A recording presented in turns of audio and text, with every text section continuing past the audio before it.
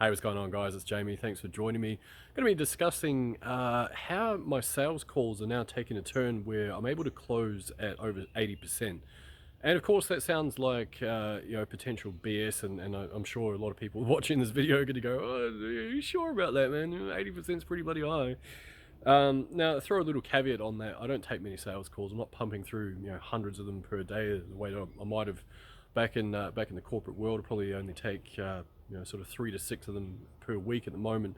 But the cool thing is I don't really need to take any more. It's enough for me, and like I say, the close rate is exceptionally high on those. And the interesting thing is, if there was a sales trainer had come in and they were listening to my calls, they would be like, "Who is this monkey? This is just absolutely bollocks. This isn't even a sales conversation."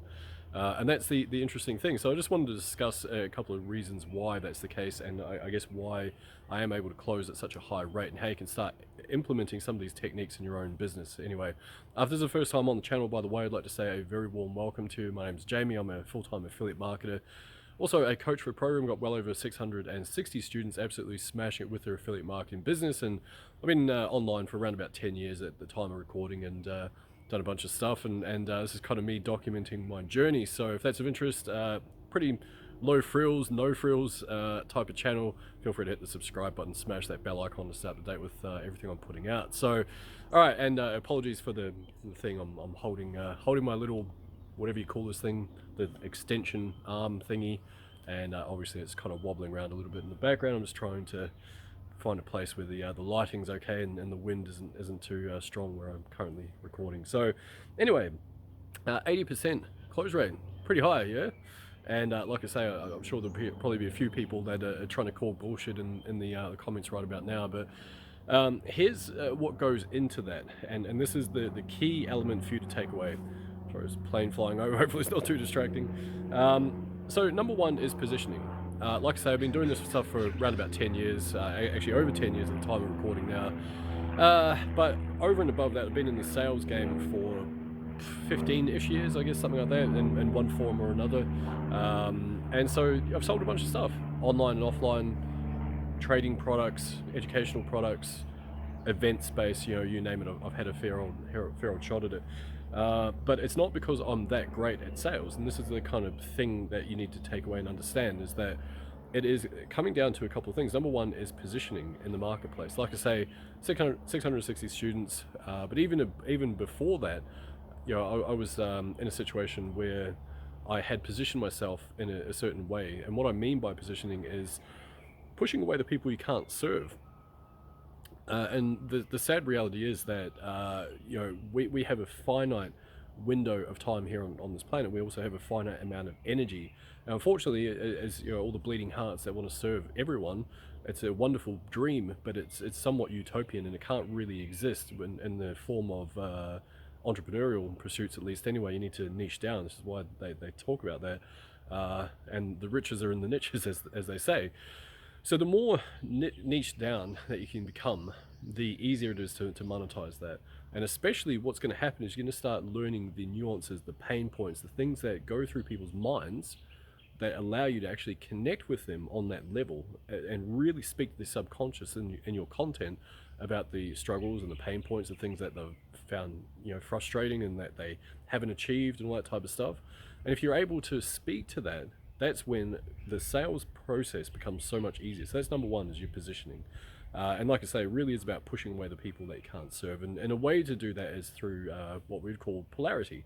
And polarity is quite literally like, hey, I only want to deal with people that are willing to invest in themselves. I only want to work with people that see business as something that they need to invest in. If you're not one of these people and you think that everything online should be free, then basically go find another channel. This isn't for you. This is all about business and making good cash flow, especially off monetizing smaller audiences. So if that sounds like you're in the right place. But anyway, so that's one way that you might do that, and that's positioning. The other thing is also talking about the things that you have achieved, and unfortunately, it can be a little bit hard for people to do. A lot of the time, all these emotional responses tend to pop up at this point where people are just kind of like, oh, well, I feel a bit funny about talking about myself.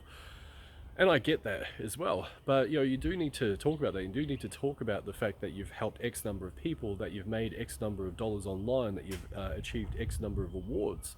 These are the things that people are resonating with. That they are going to go, okay, this person has some level of credibility. And if you're at the beginning of your journey and you haven't had those accolades and you haven't had those student successes as yet, and maybe you haven't been able to rub shoulders with the right people in order to get those opportunities just yet, all is not lost. You can still start to manufacture that in your own audience. And one way that people can do this, really, really simple, is get some testimonials, get some social proof going. And the way that you do that, really simple. As you're learning some stuff, you might jump on a call and help someone else with that. You might say, hey, listen, nothing for sale here. I've got this thing. This is what I've been learning. I'm happy to help you out with something. Let's hop on a call. All I ask in return is that you drop a couple of lines, either record a video or drop a couple of lines in messages, as a bit of a testimonial. Is that cool? Awesome. Social proof. So that's how you can start to build these things. You get a whole bunch of those. All of a sudden, you've got a whole lot of social proof that you can start to leverage moving forward. Right? So that's for the newbies that are going, well, it's all good for you, Jamie. I've got a big audience and all that type of stuff, but I don't in the grand scheme of things, by the way. Anyway, number two is also your offer. So your positioning, number one. Number two is your offer. I don't know if these are in order. I'll leave that up to you. I'm going to change arms because I'm rattling around like a crazy person over here. There we go. It's a bit easier. Like I say, no frills channel that you've joined here. Right, so the offer needs to resonate with that person. It needs to solve those problems. That needs to have a sense that the person on the other side of that transaction can achieve the results that you're promising. It needs to help to eliminate as much of the risk or the perceived risk as possible. And also needs to have a sense of elasticity on the actual value that is being provided as well. You don't necessarily want to be a commoditized offer. You want something that has that elasticity, and that's how you're going to be able to extract those huge big chunks of cash from your audience, by being able to provide that value. And so think about things in your offer.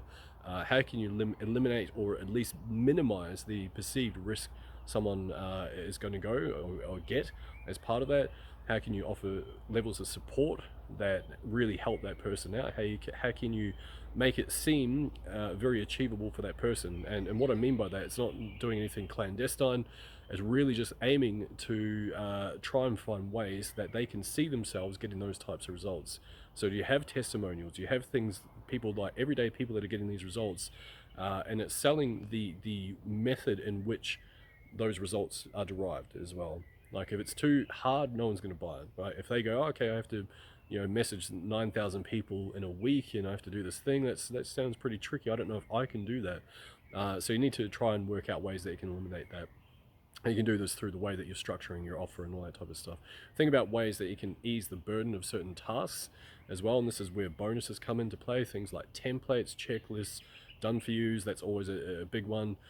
Anything that you can add into the mix that's going to, like I say, eliminate that sense of having to do too much work, is going to increase that perceived value of your offer as well, which is really, really powerful. So if you've got your offer dialed in, you've got your positioning on its way, what that means is that it's going to ease the burden from the sales process itself. Sorry, it's going to ease the burden of the sales process. And in doing so, what it means is that instead of it being a traditional sales process where it's like, hey, tell me a little bit about yourself. Oh, does that make sense? You're using all these tie downs, all that stuff, which you still do as part of the process anyway. It's just that it's a lot more relaxed approach. And what you'll find is that if you've got these other two elements dialed in, it's going to ease that burden significantly, and even to the point where if you're not a master copywriter, if you're not a master salesperson, you can still make significant income online just from adopting these two things. There's one third element that I'd like to include, and this is kind of the secret sauce about what I teach inside my Ultimate Marketing Mastermind. If you're interested in learning a little bit more about that, there's a link below. It's going to lead you through to my free group, and all you need to do as part of that is, once you jump into the free group, I'll basically get some content over to you, and if that's of interest, you just need to drop a 1 in the comments there and see if it's the right pathway for you. Like I say, I don't really sell to people that that I can't serve, so don't stress. And like I say, my sales processes these days are pretty laughable. So anyway, but the third one, and this is kind of the secret sauce to it all, is that when people enter your world, into your universe, into your sphere, into whatever you want to call it, And I mean that and just being part of your audience, by the way. You already have a sense of what their struggles are, what their objections are likely to be, what their limiting beliefs are likely to be, and what they truly want, as just a rough idea. And so then the question is, well, okay, Jamie, how do you find out this information? How do you know it in advance? What are you talking about here? And this is why having a group, a Facebook group, is so incredibly powerful. Sure, you can have a sales page here, or you can have a sequence over there, and you can have all that stuff. But the reality is, with a Facebook group, especially if you're getting decent leads coming through, which is not that hard, by the way, what you'll find is that they actually give you that information straight away. They give you that information straight away of what their struggles are, what they'd like to achieve, what they're trying to learn. After a while, you start to build out a list. And that list is so powerful because then you can start creating content which resonates with their subconscious. You're actually dealing with those objections through your content. You're dealing with those limiting beliefs through your content. You're elevating yourself and your positioning through your content. And the more you do this, the more impressions you can serve that start to conquer these objections, start to conquer these limiting beliefs, all that type of stuff. And you've got your thing there, which is and the thing being the offer, by the way, which is amazing because you put all this work into it. Guess what happens? It means that the burden of the sales process is minimized, completely minimized, to the point where, like I say, my sales calls these days really are just hey, how's it going? So what questions do you have for me? And the reality is that it's almost laughable how basic the sales process is now, because of that. And that's not to say I don't work hard. It's not to say that I don't spend time in messengers building these relationships with people, anything like that. But what I'm here to tell you is that if you can align those three, so your positioning, your offer, and of course the content which resonates, then it's going to do a lot of that pre-selling for you. And by the time you get to that sales process, a lot of that hard work is actually already done already, and you'll find that your results start to skyrocket, especially, which is kind of cool. So anyway, all that being said, guys, I need to go and grab some lunch, but appreciate you guys tuning in. And if you are interested in learning more about the Ultimate Marketing Mastermind, there is a link below. Like I say, it's going to lead you through to my free group.